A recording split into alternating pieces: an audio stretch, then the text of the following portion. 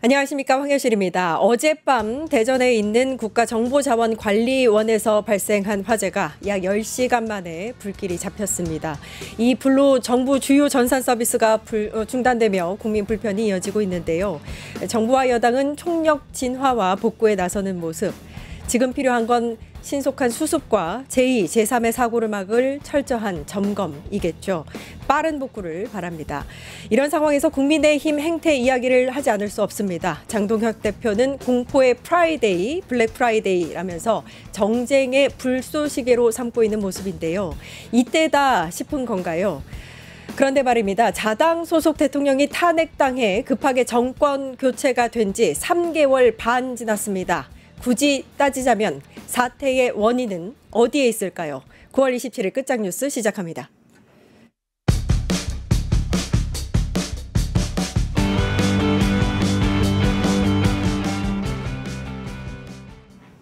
네, 오늘 새로운 코너를 시작하겠습니다. 대한민국 정치 검사, 정치 판사들을 신랄하게 고발하는 시간, 정치 판검사 악인전입니다. 지금 스튜디오에는 시민단체 사법정의 바로 세우기 시민행동의 김한매 상임대표님 나와 계십니다. 안녕하세요. 네, 안녕하십니까. 예. 대한민국을 더욱 정의롭고 민주적인 사회로 만들기 위해서 검찰, 사법개혁 분야에서 앞장서고 있는 시민단체 사법정의 바로 세우기 시민행동 상임대표 김한매입니다. 예, 사세행으로 많이 알려져 사세행, 있죠. 네. 예, 예. 정치 판검사 프로 고발러라고 맞습니다. 고발을 많이 네. 하시는 걸로 알려져 있는데, 네, 오늘 이제 처음 시작하는 정치 판검사 악인전, 네. 여기에서 이런 이제 정치 판검사들의 악인 그 이야기들을 좀 많이 알려주시기 바랍니다. 네. 예, 어제 사실은 국회에서 네. 정부조직법이 통과가 되면서 네. 78년 만에 검찰이 이제 역사의 뒤안길로 네. 들어가게 됐습니다. 여러 가지 막 이렇게 고발을 지금까지 진행해 오셨으니까 또 네. 이제 생각이 좀 남다르실 것 같습니다. 그럼요. 저는 정말 뭐 지난번에 8.15 80주년에 만세를 부른 것처럼 어제 또 크게 또 만세를 정말 전철 안에서 외쳤고요. 대한민국이 더욱 정의롭고 민주적인 사회로 가는데 아주 큰 역사적인 전환점이라고 생각하고요. 그리고 두 번째 드는 생각은 대한민국 검찰이 폐지된 것은 검찰의 어떻게 보면 스스로가 자업자득이다라고 생각을 합니다. 예. 검찰 스스로가 검찰을 폐지한 거라고 생각하지 저희는 이 모든 것이 결국은 사필 규정이었다.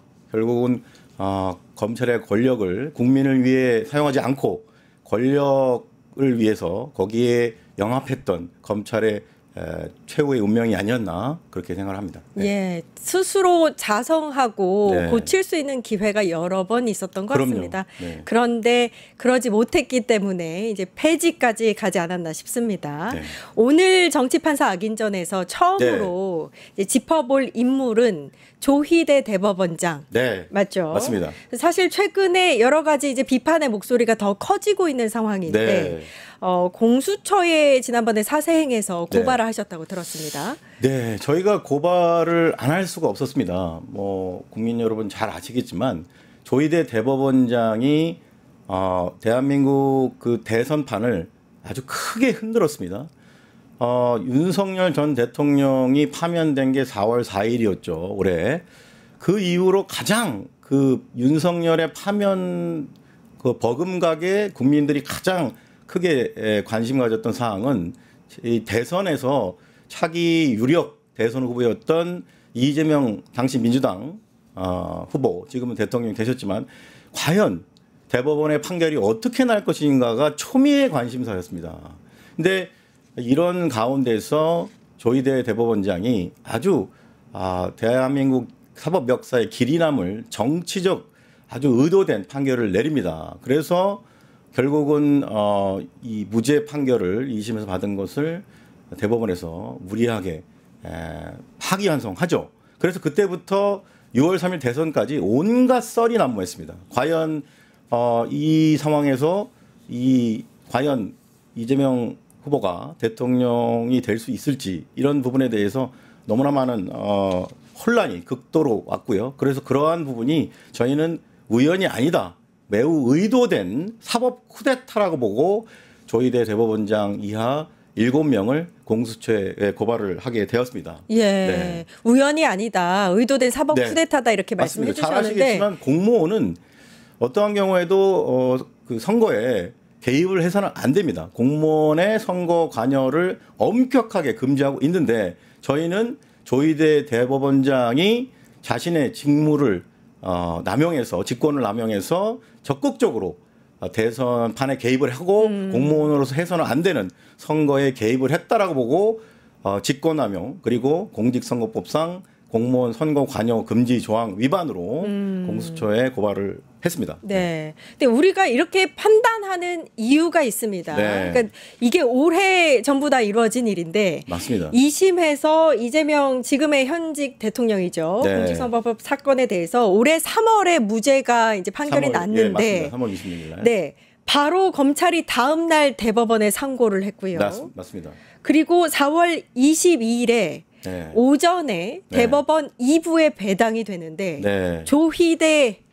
조희대가 네. 오후에 바로 맞습니다. 전원 합의체 회부하는 이런 일이 벌어집니다. 저는 사법 쿠데타가 일어난 날을 5월 1일로 보지 않습니다. 4월 22일로 봅니다. 왜냐하면은 그날이 대한민국 사법 역사에서 사상 초유의 일이 발생을 했는데요.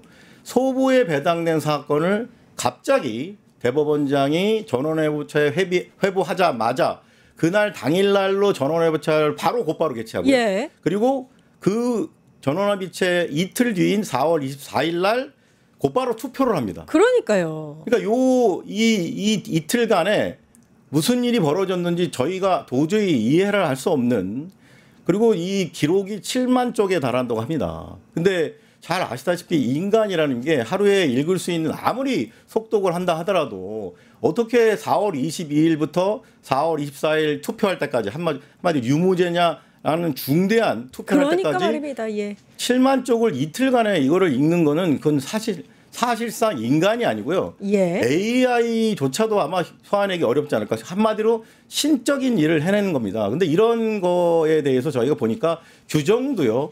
전원합의체에 회부할 수 있는 규정이 아주 엄격한데 이게 과연 전원합의체에 회부할 만한 사건인지 의문이 있습니다. 그래서 거기서도 사실상 규정을 아주 그 대법원장이 조희대가 이 부분을 자의적으로 해석했다. 아하. 그래서 직권을 남용해서 무리하게 이런 식으로 이재명 당시 후보에 대해서 공직선거법 위반을 파기환송하는데 아주 어떻게 보면 초스피드로 이것은 매우 의도되고 뭔가 거대한 음모가 깔려 있었다.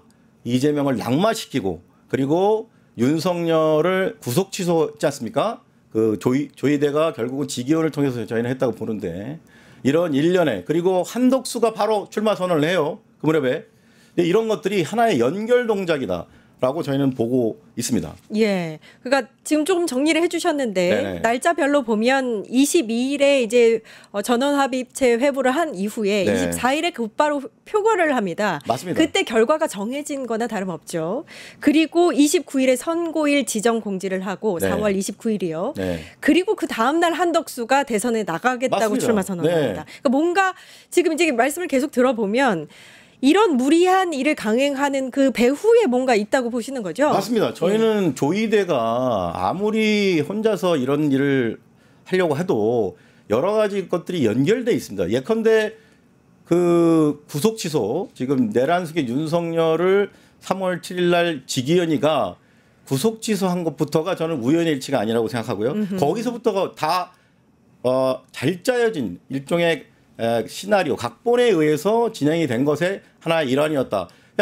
결국은 이게 하나의 연결 동작인데 윤석열을 직위원이가 구속 취소하고 심우정이가 거기에 대해서 놀랍게도 이의제기하지 않고 그리고 이 조희대가 받아서 대법원에서 이런 식으로 이재명 후보에 대해서 낙마시키려고 하는 이런 행동을 하고 그거와 맞물려서 또 한덕수가 당시 대통령 권한대행 한덕수가 대선 출마를 하는 네. 선언을 하고 이것들이 어떻게 다 우연의 일치라는 건데 이 상황에 대해서 저는 내란 특검에 이 사건이 이첩이 다행히 됐어요. 그래서 저는 내란 특검에서 이 부분에 대해서 내란 정권 연장 시도라고 저는 명명을 합니다.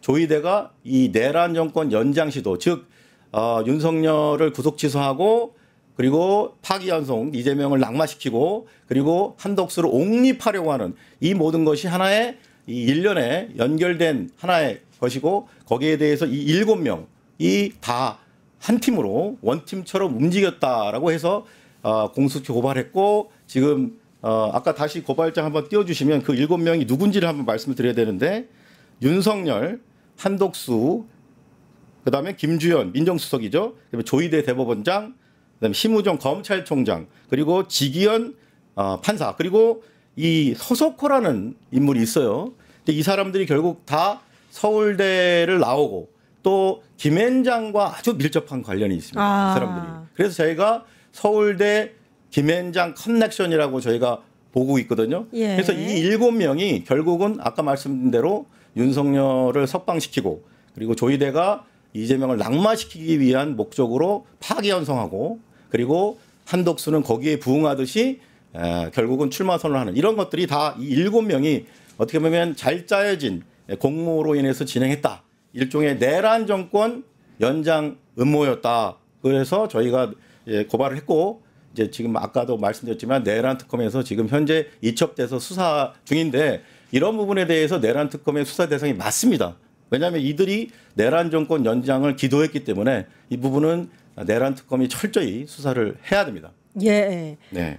이게 이제 사실이라면 엄청난 일입니다. 그러니까 그럼요. 사법부와 또 당시 이제 권력의 정점에 있었던 윤석열, 뭐 한덕수 이런 인물들이 손을 잡고 맞습니다. 국민의 주권을 유린한 그런 사건이거든요. 맞습니다. 사실상의 뭐 저는 뭐 사법 쿠데타 정도가 아니라 국가 전복 기도고요. 내란 정권을 사실 한덕수가 만에 하나 뭐 생각만 해도 끔찍한데 이들의 이런 어떤 기도 때문에 만에 하나 이재명 대통령이 당선되지 못하고 한덕수가 됐으면 어떤 결과를 낳았겠습니까? 저는 지금 이 시간에도 내란 특검은 물론이고 3대 특검 없고요. 또다시 아주 그 윤석열의 대리청정 같은 이상한 형태의 정부가 시작돼서 온 국민이 신음하는 끔찍한 현실이 지속될 거로 생각하고요. 정말 다행히도 이런 조희대 사법 쿠데타를 저지하고 우리 국민들이 결국은 이재명 국민주권 정부를 탄생시키는 것에 대해서 저는 매우 감사하게 생각하고 있습니다. 근데 이게 좀 우려가 되는 게 내란 특검으로 지금 수사 대상이 이제 넘어간 거잖아요. 맞습니다. 이첩이 된 건데 네. 조희대 대법원장이 수사 대상이 될 수 있는 겁니까? 그러면? 네. 지금 잘 아시면 형사사법 시스템은 기본적으로 내란 특검도 마찬가지인데요. 모든 수사기관은 고발 사건의 피고발인, 즉 고발을 당한 자는 우리 대한민국의 형사소송법상 곧바로 피의자입니다. 그러니까 조희대는 저희가 고발을 했기 때문에 이미 피의자, 피고발인이자 피의자예요. 얼마 전에 심우정이도 내란 특검에 출석할 때 신분이 피고발인 신분이다. 예. 그 사건 저희가 고발인입니다. 예. 그러니까 조희대도 고발을 분명히 당했기 때문에 그것도 2번이나 당했기 때문에 피의자, 피고발인이고요. 반드시 피의자이기 때문에 현재로서는 공식적으로 사건이 또 이첩이 돼서 내란 특검에서 가 있습니다, 지금. 그렇기 때문에 조희대도 뭐 법 앞에 평등이지 않습니까? 예외할 수 없습니다. 뭐 배법원장이라 해서 고발 안 당하라는 법도 없고 고발 당했기 때문에 반드시 피의자로 수사 대상으로 보아야 됩니다. 네. 예. 일단 지금은 피의자인지 피고발인으로 보고 있는지 특검이에 대해서는 모르지만 아무튼 확실한 건 피고발인 7인에 조희대 대법원장이 들어가 있다는 거예요. 네, 맞습니다. 예. 네. 지기현 부장판사 이야기도 해봐야죠. 네. 아까도 말씀을 하셨습니다만 구속 취소 네. 관련해서도 문제점이 정말로 많았습니다. 관련해서 사실 이제 지기현 판사가 룸사롱 접대를 받았었다. 맞습니다. 뭐 이런 네. 의혹이 있었는데 대선 직전에 그렇죠. 근데 네, 관련해서 55일, 수사가 제대로 이루어지지 않고 있다라는 문제 제기가 많았었습니다. 맞습니다. 잘 다시 한번 복귀 드리지만은 5월 15일 날 국회 법사위에서 민주당 측에서 이제 제기를 했고요. 그 사진 지금 뭐 사진 나오고 있는지 모르겠는데 그 정말 충격적인 예. 지기현이 룸사롱에서 결국은 사진을 찍은 것이 다 온 국민이 보게 됐습니다. 그런데 그로부터 지금까지 대법원이 사실 별다른 조치를 취하지 않았어요. 처음에는 마치 윤리감사실에서 적극적으로 현장 조사 등을 하고 지기현이 소환 조사를 해서 뭔가 지기현에 대한 인사 조치를 할 것처럼 굉장히 우리 국민들은 그런 걸 기대했는데 근데 거의 넉 달 가까이 대선이 끝난 지가 언젠데 직위원에 대해서 별다른 조치를 취하지 않았습니다. 그래서 저희가 국민 2만 명이 넘는 청원을 받아서 직위원에 대해서 징계를 조치를 취하라고 저희가 대법원장에게 국민 2만 명이 넘는 분들과 함께 단체로 저희가 청원하기도 했습니다. 근데 그럼에도 불구하고 대법원이 요지부동 아무런 조치를 취하지 않다가 어젠가요? 직위원 이 룸사롱 의혹을 비로소 이제 외부 감사기관에 회부했다는 얘기를 했는데 그렇게 될 때까지 넉 달 동안 정말 이 조희대는 직위원회를 거의 비호하듯이 아무런 조치를 취하지 않았습니다. 그래서 저희가 조희대를 또 다시 직위원회에 대한 별다른 인사조치 취하지 않고 이렇게 계속 비호한다고 해서 저희가 공수처에 또 고발을 할 수밖에 없었습니다. 요거는 따로 하신 건가요? 네, 따로 했습니다. 예. 예. 이게 만약에 이제 사실이면 네. 청탁금지법 위반 내지는 맞습니다. 예, 관련해서 이제 직무 배제와 감찰이 필요한 그런 부분인데 네. 사실 이거 관련해서 대법원 윤리감사관실이 제대로 조사를 했느냐 여부에 대해서 이제 국민들이 많은 의문점을 갖고 계신 거거든요. 맞습니다. 네. 근데 이게 감사위로 넘어간 그 의미는 어떻게 보고 계세요, 대표님은? 그 전에 저희가 이제 모든 게 다 절차, 법과 절차에 관련된 문제인데요. 제가 이 사안을 제가 보니까 법관 징계법이라는 게 있습니다. 예. 법관 징계법. 예. 거기에 명백히 이렇게 써 있습니다. 법관 징계법 제2조에 법관이 그 품위를 손상하거나 법원의 위신을 떨어뜨린 경우는 명백히 법관의 징계사입니다. 자, 여기 분명히 법관 징계법 제2조에 그렇게 써 있죠. 1. 법관이 직무상 의무를 위반하거나 직무를 게을리할 경우. 2. 법관이 그 품위를 손상하거나 법원의 위신을 떨어뜨린 경우. 자, 여러분 지금 직위원회의 룸사롱 의혹이 터진 것이 법관의 품위를 손상한 겁니까? 안 한 겁니까? 그리고 법원의 위신을 추락시킨 겁니까? 안 한 겁니까? 이건 정말 일반 국민 누가 봐도 법관 징계 사유가 맞잖아요. 예. 그러면 이 법에 따라야죠. 도대체 왜 대법원이 대한민국에 있는 모든 사법 체계를 수호할 책임이 있고 법 체계 사법 시스템을 운영하는 이런 그 최고의 기관에서 왜 법관 징계법이라고 하는 이런 명백한 법이 있는데도 왜 직위원회를 법에 따라서 조치하지 않는 건지 도저히 이해가 안 됩니다. 이 모든 게 다 저는 이 오늘의 주인공 바로 이 정치 판사 조희대 때문이라고 생각합니다. 예. 네. 그 윤리감사관실이 이거를 4개월이나 잡고 있는데 맞습니다. 그 직위원회가 사실 지금 국민에게 굉장히 중요하게 여겨지고 있는 내란 재판을 맡고 있단 말입니다. 맞습니다. 지금 재판도 잘 아시겠지만 직위원이 지금 이 내란세계 윤석열을 풀어준 것만 문제가 아니라요. 지금 내란 재판이 초창기부터 너무 이상했습니다. 방송도 중계 허락 안 했고요. 또 윤석열을 특혜를 줘서 지하 출입을 허용했고요. 그리고 재판 과정에서도 인정신문도 자기가 대신해 주고요. 온갖 특혜를 다 주다가 결국은 비공개까지도 하기도 했고요.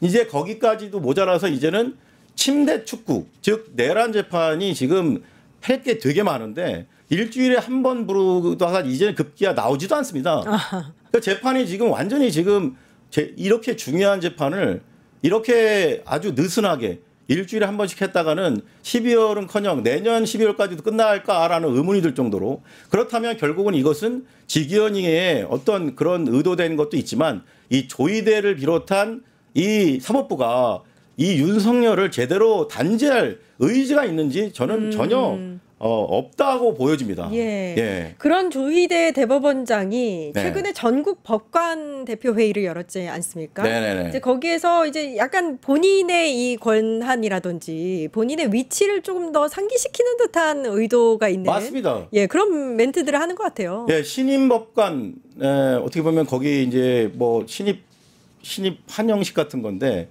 거기에서 아주 굉장히 뭔가 의미심장한 얘기를 했어요. 자신이 무슨 지금까지 사법부의 정치적 중립성과 직무 독립성을 수호한 최고의 대법원장인 것처럼 그렇게 아주 그냥 얘기를 했는데 저는 재판 독립을 스스로 파괴하고 있는 사람은 다름 아닌 조희대 본인이라고 생각합니다. 예. 본인이 재판 독립을 가장 훼손하고 정치적인 판결을 내리고 있으면서 무슨 재판 독립과 정치적 중립을 논할 수 있는지 저는 완전히 본인 스스로가 물러나는 것이 대한민국 사법부의 재판 독립의 첫 길이라고 저는 생각합니다. 예, 네.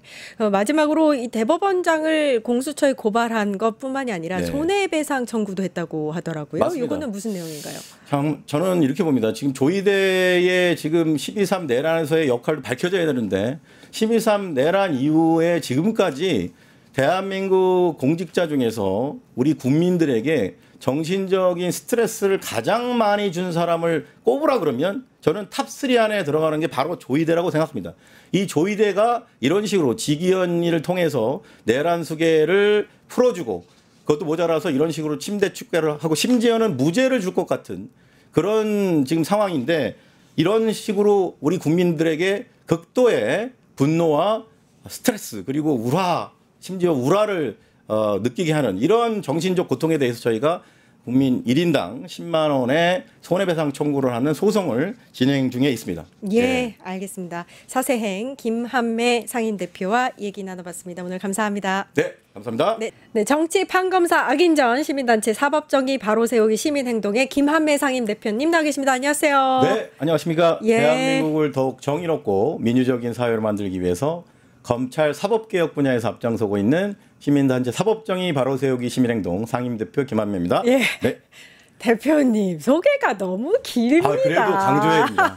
예, 검찰 사법개혁 중요하기 때문에 강조해야 됩니다. 큰일 네. 하고 계십니다. 네. 광고하는 사이에 너무 네. 많이 빠져나가서 빨리 다시 불러드려야 될 것 같은데. 그러시죠. 네. 우리 이야기를 얼른 시작을 해보도록 네, 하겠습니다. 직위원 관련해서 오늘 하신다면서요? 네, 맞습니다. 예. 직위원은 공수처 압수수색 영장이 기각되고 나서 사실 더 공분을 샀는데 맞습니다. 이 공수처 수사를 이끌어낸 고발단체가 사세행입니다. 맞습니다. 예. 저희가 직위원회를 뭐 당연히 고발할 수밖에 없었는데요.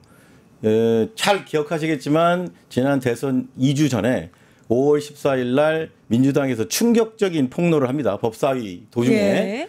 회의 도중에 이 직위원 판사에 대해서 정말 길을 의심하는 그 룸사롱에서 수백만 원의 술 접대를 받았다. 그 장본인이 바로 내란 재판을 담당하고 있는 직위원이다라는 폭로가 나옵니다. 그래서 그 바로 다음 날 5월 15일 날 저희가 공수처에 뇌물수수 그리고 청탁금지법 위반 혐의로 직위원 부장판사를 곧바로 고발을 했고요. 그 사건이 이제 4개월이 흘러서 지금 국민들에게 전해진 소식이 또 그것도 충격적인데 이거에 대해서 4개월 동안 대법원에서 감찰을 진행한다고 예. 그들은 얘기를 했는데 감사위원회에서 뭐 공수처의 수사를 보겠다라고 해놓고 정작 법원에서 직위원에 대한 압수수색 영장을 기각했다라는 기가 막힌 소식이 우리 국민들을 지금 분노하게 하고 있습니다. 예. 그러게 말입니다. 네. 사실 대법원이 방금 말씀하신 대로 윤리감사관실을 통해서 감사를 네. 제대로 할 것처럼 맞습니다. 얘기를 했는데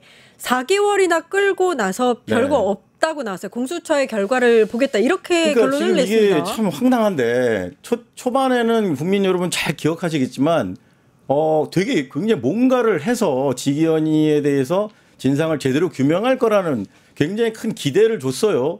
근데 4개월 동안 별다른 소식이 없다가 느닷없이 발표를 했습니다. 며칠 전에. 근데 그 결과가 정말 너무 허무합니다.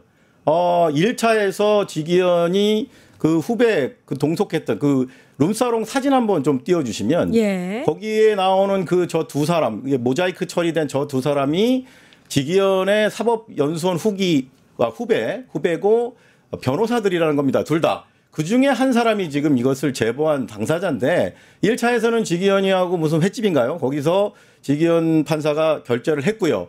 2차에 가서 지금 저 사진에 나오는 저 장소에서 지금 찍은 사진인데 지금 발표된 결과는 어쨌든 사진만 찍고 갔다라는 겁니다. 그리고 여자 동호원들이 들어오기 전에 자기는 집으로 귀가했다. 그래서 뭐 그런 부적절한 행위가 없었다라고 하고요. 결국은 뭐 금액적인 혜택도 받지 않았고 한번 술값 혜택 없고 친목 모임이었다라는 건데 근데 곧바로 민주당에서 반박 기자회견을 했는데 무려 20차례에 걸쳐서 그 제보했던 그 후배 변호사가 직위원회를 수년간 20여 차례의 룸사롱 접대를 했다라고 합니다. 그렇다면 이게 도대체 조사를 어떻게 한 건지 도저히 이해가 되지 않습니다. 예. 아니 그 사이에 핸드폰을 네. 원래 6년이나 쓰던 핸드폰을 2번이나 바꿨다는 사실도 맞습니다. 알려졌는데 네. 이게 법원의 조사에는 그런 게 전혀 나오지 않고 맞습니다. 그냥 넘어갔다는 거잖아요. 그냥 보면 결과물을 보면요. 직위원이 한 얘기 그대로 그거를 거기 보고서에 써서 냈습니다. 맞습니다. 그게 끝이었어요. 네. 예. 그러니까 지금 직위원이에 대한 이 그 대법원에 지금 뭔가는 했다라고 지금 발표를 했는데 그렇다면 왜 지금 그 민주당에서 지금 반박했듯이 무려 20여 차례에 대해서 수백만 원이 저는 더 될 거라고 보는데 천 단위라고 봅니다. 그런 부적절한 행동은 왜 문제가 안 되는 겁니다. 다시 한번 제가 강조드리고 싶은데 법관 징계법 한번 띄워주시겠습니까? 법관 징계법. 이게 되게 중요한 겁니다. 대한민국 법치주의 국가입니다. 법관 징계법을 지금 우리가 알아야 되는데 법관 징계법 제2조에는 예. 분명히 저렇게 명시되어 있습니다. 법관이 품위를 손상하거나 네. 법원의 위상을 실추시킨 경우에는 징계법의 징계 사유입니다. 그럼 지금 저거에 따르면 도대체 대법원에서는 왜 이게 아무 문제 없는 단순한 친목 모임이라고 해서 인사조치를 하지 않는 겁니까? 저기 법관 징계법은 왜 존재하는 거죠? 예. 저 법관 징계법 분명히 제2조에 나오지 않습니까? 네. 아니 이런 20여 차례에 대해서 수백만 원에 달하는 고가의 술 접대를 받는 행위가 판사들이 이게 품위 손상이 아닙니까? 이게 법원의 위상을 추락시키는 행위가 아닌가요? 도대체 법을 만들었으면 지켜야지 왜 법과 징계법에 분명히 저렇게 징계 사유라고 명시해놓고 왜 대법원이 스스로 저 법을 지키지 않는 겁니까? 저는 저 법에 의해서 무조건 직위원 부장판사를 징계위에 회부해야 된다고 저는 그게 맞다라고 생각을 합니다. 예. 예. 그걸 법원이 못 해내니까 일단 네. 공수처로 공이 넘어갔는데 맞습니다. 공수처에서는 일단 청탁금지법은 수사 대상이 아니기 때문에 네, 그렇죠. 뇌물수수건에 대해서만 조사를 할 거란 말입니다. 맞습니다. 그러면은 방금 말씀하신 이제 법관 징계법에도 어떻게 했을 경우에 징계를 반드시 받아야 된다라고 법으로 명시가 되어 있는데 이 수사가 제대로 될 것이냐 부분에 대해서 회의적인 시각도 있거든요. 맞습니다. 어떻게 보세요? 지금 참 이게 물론 제가 지금 방금 말씀드린 법관 징계법은 형사처벌이 아니고요. 인사상의 그렇죠. 징계입니다. 예. 그래서 약간 행정처분이기 때문에 형사처분을 하려면 즉 수사를 하려면 공수처가 나서야 되는데 지금 압수수색 영장이라는 게 대한민국에서요. 발부율이 99%입니다. 제가 흥분해가지고 발음이 잘 안 나오는데 예. 기각률이 1%대예요. 왜냐하면은 이 압수수색이라는 것은 수사의 초창기 때 중요 핵심 증거를 확보하기 위해서 주로 핸드폰 등에 대해서 압수수색을 하지 않습니까? 그렇기 때문에 이게 굉장히 중요한 건데 이거를 법원이 웬만하면 99%의 경우에 검찰이 청구하는 경우에 99% 발부를 해줘요. 1%대의 기각률밖에 없는 즉 영장 자판기라고 하죠. 근데 왜 직위원에 대해서는 압수수색 영장이 이렇게 발부가 안 된 건지 핵심 증거인 휴대폰을 더군다나 이렇게 또 교체했다라는 소식이 나오고 있는데도 이게 지금 기각이 됐다는 기가 막힌 일이고요. 이번에 공수처에서 다시 신청을 한다고 하니까 이번에는 반드시 발부를 해서 법원이 같은 판사끼리 제 식구 감싸기 한다라는 그런 말을 듣지 않도록 반드시 발부가 돼야 된다고 생각합니다. 이게 수사를 하려면 압수수색을 해서 뭔가 증거물을 확보하고 그걸 통해서 이제 수사를 해야 될 텐데. 맞습니다. 예. 그거에 대해서 이제 법원이 네. 제약을 건 거거든요. 네. 그러면 이제 공수처가 관련해서 잘 진행이 될 수 있겠느냐 네. 수사가 요런 지적들이 있었다. 사실상의 수사 방해라고 생각합니다. 저는. 예, 법원이 수사 방해다. 사실은 같은 제 식구. 그러니까 사실 대한민국 판사들은 범죄 혐의가 있더라도 이런 식으로 법원이 압수수색 영장 같은 걸 안 내주기 때문에 건드릴 수가 없는 거예요. 그러니까 백날 가야 법 앞에 평등 외쳐봐야 예. 소용이 없다라고 생각합니다. 하여튼 네. 이번에 다시 청구한다고 하니까 이번에는 제대로 발부가 돼야 된다고 저는 생각합니다. 네. 예, 예. 지평님께서 한 번 하시는데 수백만 원 여러분 이게 이해 가능? 미스터 유님께서 판사들 파직되면 연금뿐만 아니라 변호사 자격증도 주면 안 된다. 이렇게 말씀하셨습니다. 그러니까 요 수백만 원 요거는 예. 룸살롱에서 한 번 마시면 수백만 원인데 맞습니다. 예. 이제 그 중요한 재판을 맡고 있는 내란 네. 재판 맡고 있는 지기현 판사가 여기에 갔다는 것만으로도 그럼요. 이제 부적절하다라는 네. 걸 지적해 주신 것 같습니다. 네. 예. 그다음에 핸드폰 교체 관련해서도 좀 네, 얘기를 나눠야 그 될 참 것 같아요. 충격적인 소식이 그러니까 구속 또, 예. 취소 신청을 한 그 시점에 6년 동안 쓰던 휴대폰을 한번 바꿨고 네. 그다음에 본인의 룸사롱 이제 관련 의혹이 나왔을 때 네, 또 한 그렇습니다. 번 그게 한 3개월밖에 차이가 안 네, 나거든요. 맞습니다. 3개월 만에 이게 6년 동안 계속 쓰다가 3개월 만에 2번이나 바꿨다는 맞습니다. 점에서 그것도 중요한 시점마다 네, 그렇죠. 그래서 부적절했던 것 같습니다. 네, 뭔가 맞습니다. 의심이 됩니다. 참 이게 참 기가 막힌 일인데요. 이 2월 4일 날 지기현이 휴대폰을 교체한 그 날이 어떤 날이냐면 윤석열이 구속 취소를 법원에 신청한 당일입니다. 근데 잘 생각해 보십시오. 우리 그 애청자 여러분도 잘 생각해 보시면 왜 하필이면 신청한 당일날 교체를 했을까라는 게 굉장히 중요한 점이라고 생각합니다. 근데 이 부분에 대해서 저는 일종의 짜고 치는 고스톱이다. 무슨 얘기냐면 미리 2월 4일 이전에 윤석열, 조희대, 지기현 이 3자 간에 모종의 공모가 있었다. 내가 이 구속 취소를 신청할 테니까 니네가 받아서 나를 이것을 뭐 적정한 시점에 구속 취소를 해줘라고 미리 다 짜고 치는 고스톱식으로 미리 말을 맞춰서 신청을 했던 것이 그 2월 4일 이전에 쭉 진행이 된 거를 지기현이가 감추기 위해서 그래서 휴대폰을 바꿨다라고 저는 의심하고요. 그것은 충분히 그 정황상 그렇고요. 그리고 석 달밖에 안 된 갤럭시 25면은 최신 폰입니다. 100몇십만 원짜리 초고가 폰인데 이거를 자기 그 룸사롱 의혹이 터지니까 샤오미라고 하는 이번에는 초고가가 아니라 초저가로 바꿔요. 근데 보통 제가 여러 법조계 들은 얘기가 보통 왜 이런 식으로 범죄 혐의를 받는 사람들이 그 휴대폰을 이렇게 싼 거로 교체하냐면 자기가 털릴 것 같으니까 자기가 압수수색 당할 것 같으니까 비싼 거 하면 아깝지 않습니까? 예. 그래서 저가로 바꾼다고 합니다. 아하. 그러니까 이것도 자기가 이걸 털릴 거라는 것을 압수수색 당할 거라는 걸 미리 예감을 한 거예요. 지기현이가. 기가 막힌 거죠. 판사니까 얼마나 잘 알겠습니까? 그동안 본인이 압수수색 내준 것만 해도 엄청나게 많은데 본인도 직감적으로 안 거죠. 나 이게 이제 곧 털리겠구나. 그래서 증거를 인멸하기 위해서 이것을 저는 교체했다라고 그렇게 보고요. 저희가 이 부분에 대해서는 지금 연휴 기간인데 연휴가 끝나자마자 다음 주 금요일 10월 10일 날 증거인멸 혐의로 그리고 또 지금 지기현이가 또 한 가지 국민들을 분노케 하는 게 내란숙의 윤석열 재판에서 윤석열이 13번이나 재판을 안 나왔어요.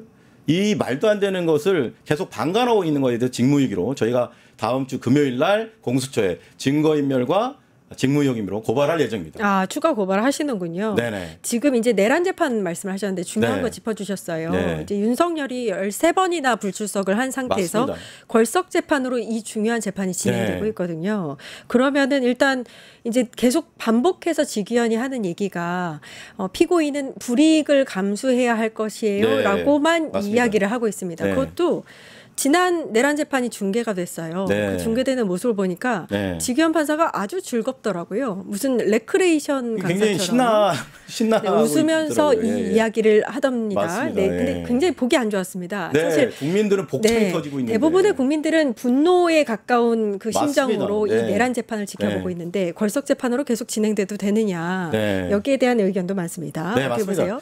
일단 기본적으로요. 이게 얼마나 엄청나게 법 앞의 평등을 파괴하고 있는 거냐면 상상을 해볼 수가 없습니다. 일반 국민이요.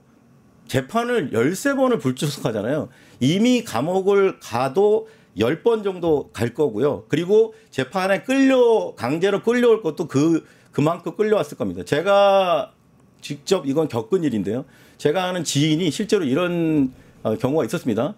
원래는 이제 불구속 기소돼서 불구속 재판을 받고 있었습니다. 근데 3회 연속 이제 배짱 부린 거죠. 판사가 오라고 소환장 보냈는데도 재판부가 출석을 안 했습니다. 예. 저도 되게 좀 위험하다고 생각했는데 결국은 구속영장이 발부돼서 강제로 구속 수감되고 재판은 당연히 강제로 포승줄에 묶여서 나올 수밖에 없었습니다.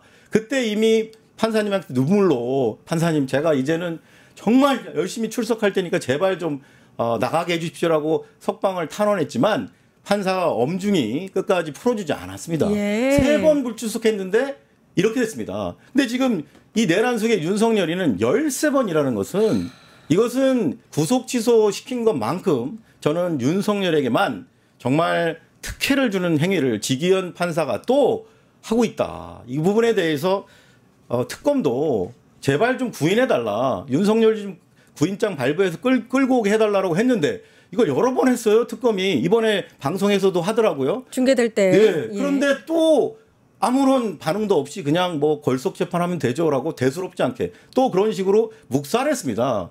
그래서 이 부분에 대해서 저희가 국민적 분노가 상당하기 때문에 저희 아까 말씀드린 대로 다음 주에 휴대폰 교체 증거인멸과 함께 이 직무유기 맞거든요. 어떻게 재판장이 이런 식으로 출석 안 하고 이렇게 그냥 법치주의를 무시하고 법원을 갖다 무시하는 이런 행태에 대해서 이렇게 방관할 수 있습니까? 저희가 고발을 할 예정입니다. 예, 네. 법은 누구 앞에서나 네. 평등한데. 맞습니다. 예. 그렇죠. 유독 네. 예전에 박근혜 전 대통령 같은 경우에도 걸석 재판으로 자기 탄핵 재판이 이루어졌지 않았었습니까? 맞습니다. 그렇죠. 예. 네. 지기현이 일단 구속 취소해줬을 때 네. 그때 이제 본성이 드러났었어요. 맞습니다. 그렇죠? 그때부터 이제 충격과 분노를 야기시켰죠. 요거 사세행위 고발을 하셨죠, 공수처에? 예, 당연히 고발했습니다. 예. 저희가 뭐 그 일 자체가 정말 믿을 수가 없었어요.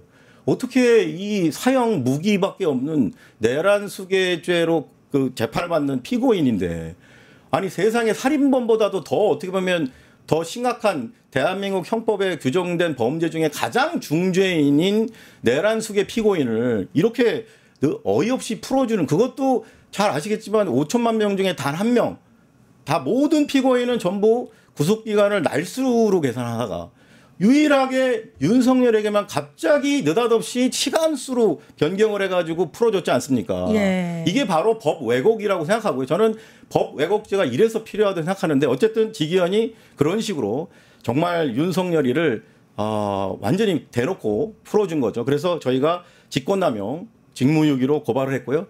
다행히 이 사건이 내란 특검으로 이첩이 됐습니다. 조이대처럼. 그래서 지금 내란 특검에서 지금 이 부분에 대해서도 심우정 저희가 심우정도 같은 혐의로 고발을 했거든요. 그래요. 심우정이도 거기에 기여했잖아요. 이의제기 안에서. 예. 심우정이가 며칠 전에 특검에 나왔습니다. 내란 특검에 조사를 받았군요. 그래서 저희도 지금 지기현이도 같은 혐의로 고발을 했기 때문에 지기현이도 내란 특검에 수사를 곧 받을 것이라고 지금 기대하고 있습니다. 그 심우정은 피고발인 신분으로 조사를 받았는데, 네, 저희가 고발을 해서 지기현은 아직 그럼 소환 조사를 받지 않았군요. 네, 똑같이 고발을 했는데 같이 고발을 했습니다. 근데 지금 이제 아마 지기현이는 판사지 않습니까? 그러니까 결국은 내란 특검도 심우정이는 이제 퇴임한 전 검찰총장이고 지금 지기현이는 현직에 있는 판사다 보니까 이런 부분에 대해서 조금 부담을 느끼고 있고 또 재판을 진행을 하고 있는 당사자니까 조금 내란 특검이 같은 자기들이 진행하는 재판의 지금 재판장이잖아요.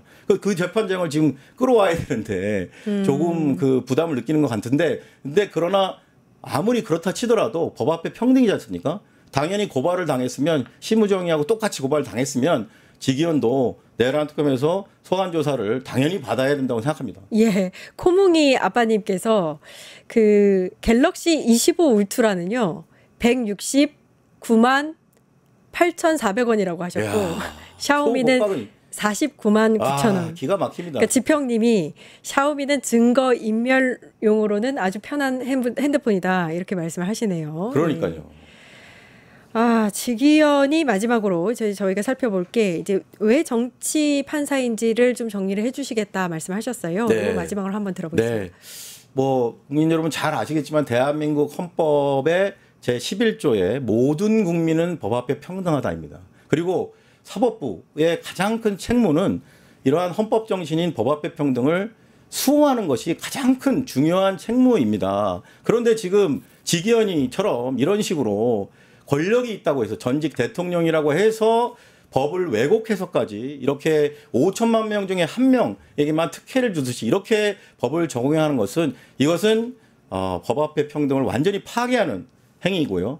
국민적인 신뢰를 이 조희대 사법부가 완전히 무너뜨리는 걸로 생각합니다. 저희는 그리고 지난번에 말씀드렸지만 이게 지기현이 혼자의 단독 행위라고 보지는 않고요. 이 조희대 사법부의 이런 조직적인 결국 내란 수괴와 이런 어떻게 보면 작당한 이런 흔적이 있기 때문에 이런 부분에 대해서 철저히 수사해야 되고요. 그래서 결론적으로 지기현이도 조희대의 아바타이자 사상 최악의 정치 판사라고 볼 수밖에 없다라는 말씀을 드립니다. 네. 예, 대한민국 헌법 11조 모든 국민은 법 앞에 평등하다. 네. 네, 요거 짚어주셨습니다. 네. 정치 판사 악인전 여기까지 하도록 하겠습니다. 김한미 대표님 고생해 주셨습니다. 네. 예, 감사합니다. 예. 유튜브 구독하고 실시간 채팅과 댓글을 남기시면 매일매일 실천 TTCO를 드립니다. 참여 방법은 통통물 어플을 다운로드하고 회원가입과 로그인을 해주세요. 마이페이지에서 나의 회원 고유 번호를 복사해주세요. 유튜브 구독 후 실시간 채팅이나 댓글창에 고유 번호를 한 번만 입력하면 준비 끝! 지금 유튜브 채팅과 댓글 쓰기 참여하고 실천 TTCO 받아가세요.